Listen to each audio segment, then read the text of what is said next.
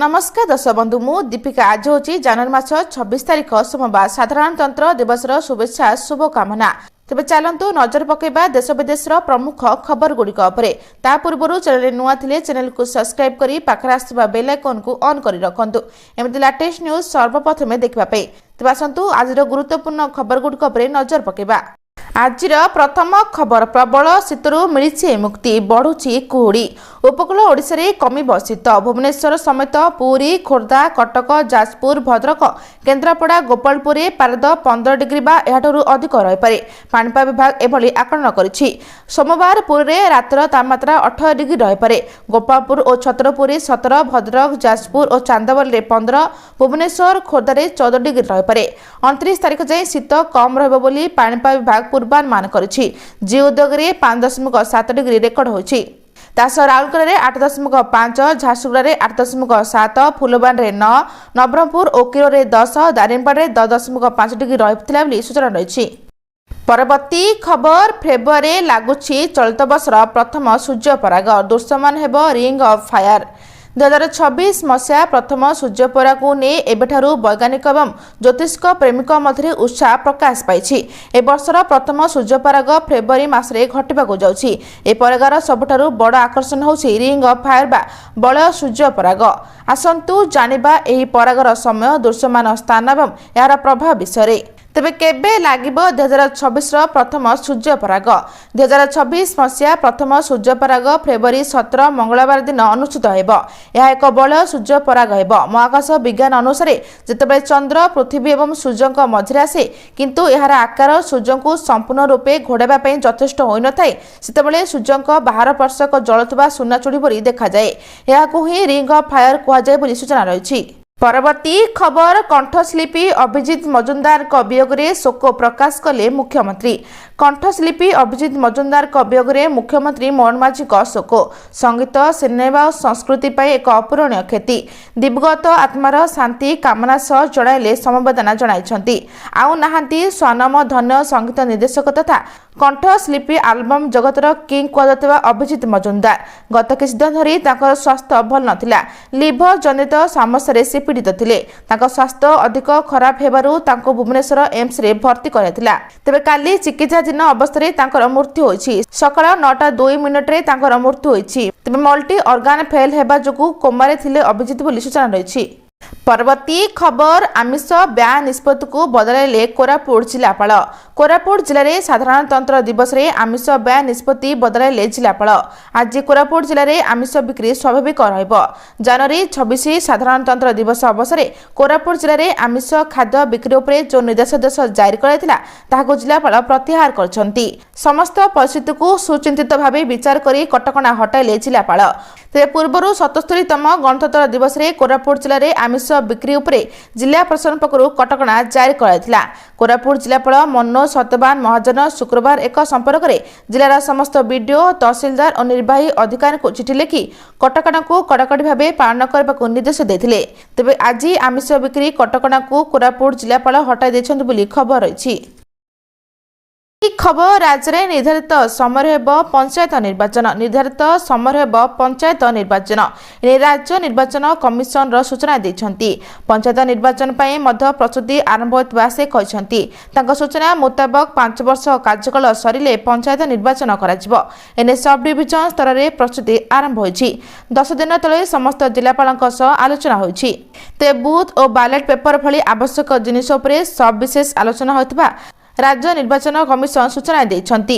एवं सेपटे पंचायत निर्वाचन पाखे आसुथिबारु उपनिर्वाचन ने कोनोसी आलोचना होनथवा से कहछन्ति।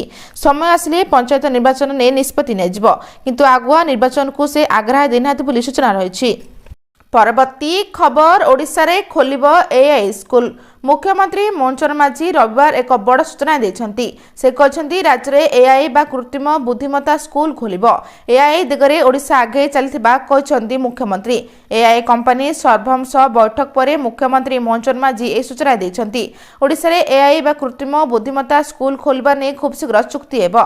तबे सुरक्षित कृत्रिम बुद्धिमत्ता इकोसिस्टम पई सरकार प्रयास जारी रखिथिबा जणा पड़छि बोली खबर रहिछि। परवर्ती खबर केबे मिलिबो पीएम किसान योजनार 22तम किस्ती टंका आसला बड़ अपडेट।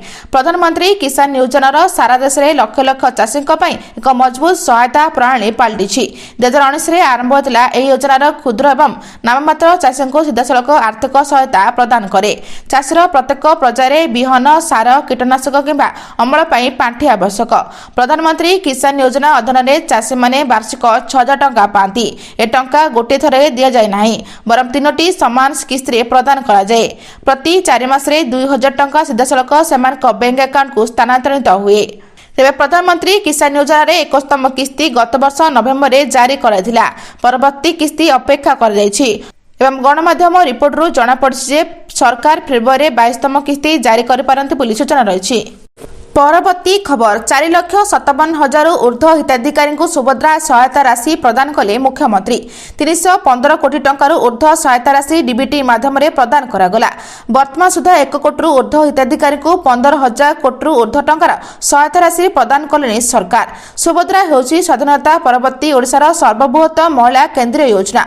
महिला मानक सर्वांगीन विकास करबा लक्ष्य रखिछंती सरकार मुख्यमंत्री। तेबे यह अवसर में मुख्यमंत्री 315 कोटी टंकार ऊर्ध्व सहायता राशि डीबीटी माध्यम प्रदान करथिले। सूचना योग्य जे सुभद्रा योजना अंतर्गत प्रथम द्वितीय अवशिष्ट और तृतीय किस्ती पाइनथबा हिताधिकारी को एवं नूतन भाव 2025-26 आर्थिक वर्ष में पंजीकरण होइथिबा हिताधिकारी को सहायता प्रदान कर जायछि बोली सूचना रहिछि। परवर्ती खबर ओडिशा रे 3 जन को मिलिबो पद्मश्री पुरस्कार। भारत सरकार पद्म पुरस्कार घोषणा करिसंती। 45 जन को पद्म पुरस्कार पद्म भूषण पद्मश्री रे सम्मानित कर जायछि। गणतंत्र दिवस रो गोटे दिन पूर्वरु एही घोषणा कर जायछि। राष्ट्रपति निजे एही समस्त व्यक्ति विशेष को पुरस्कार प्रदान करिवे। सेमानकु राष्ट्रपति भवन रे सम्मानित करा जिवो। ए सम्मान विभिन्न क्षेत्र रे उल्लेखनीय कार्य करथिबा व्यक्ति मानकु दिया जिवो। तेबे ओडिशा रो 3 जन को मिलिबो पद्मश्री पुरस्कार। तो सूचना अनुसार चरण हेम्ब्रम सीमांचल पात्र महेंद्र कुमार मिश्र को पद्मश्री पुरस्कार मिलिबो।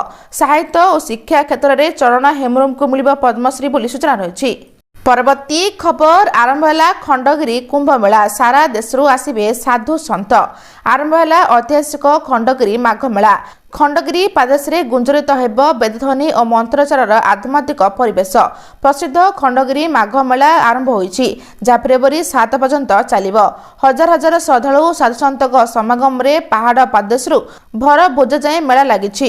तेबे साधु संत माने यज्ञ वेदरे कर्म आरंभ करछंती। पंच देवतांक उद्देश्य पंचयज्ञ कुंडर पूजा संपन्न होइछि बोली सूचना रहिछि। परवर्ती खबर बदलिला टोल टैक्स नियम। एणिकी एही हाईवे रे 70% रिहाती घोषणा। जातीय राजपथ में यात्रा करथिबा लक्ष लक्ष गाड़ी चालकों पर सरकार एक बड़ आश्वस्ति घोषणा करछंती। लोक माने प्रायतः अभियोग करछन्ते रास्ता निर्माण समय मध्य पूरा टोल टिकस आदाय करा जाय जेतेबेले ट्रैफिक जाम धूली असुविधा लागि रहथाय। ए चिंता को दूर करी केंद्र सरकार टोल टिकस नियम रे गुरुत्वपूर्ण परिवर्तन करछंती जहाँ यात्री पकेट उपरे बोझ को यथेष्ट ह्रास करिबो। तो सड़क परिवहन और राजपथ मंत्रालय जातीय राजपथ फी नियम 2008 संशोधन करिछि। नियम अनुसार जदि 1-2 लेन बा 4 लेन किंबा तार अधिक प्रस्ताव कर जाउछि तेबे सेही समय मध्यरे गाड़ी चालक ठारू संपूर्ण टोल टिकस आदाय करा जिवो नाही। तेबे निर्माण आरंभ हेबा दिन ठारू प्रकल्प समाप्त हेबा पर्यंत यात्री मानकु निर्धारित टोल रो केवल 30% देबाकू पड़िबो जा 70% छाड़ को प्रतिनिधित्व करे बोली सूचना रहिछि। आज एतिकी दर्शक बंधु भिडियोटी भल लगे चैनल को गोटे लाइक करी सब्सक्राइब करी शेयर करबा जम्मा भी भूलंतु नहीं। रहुछि।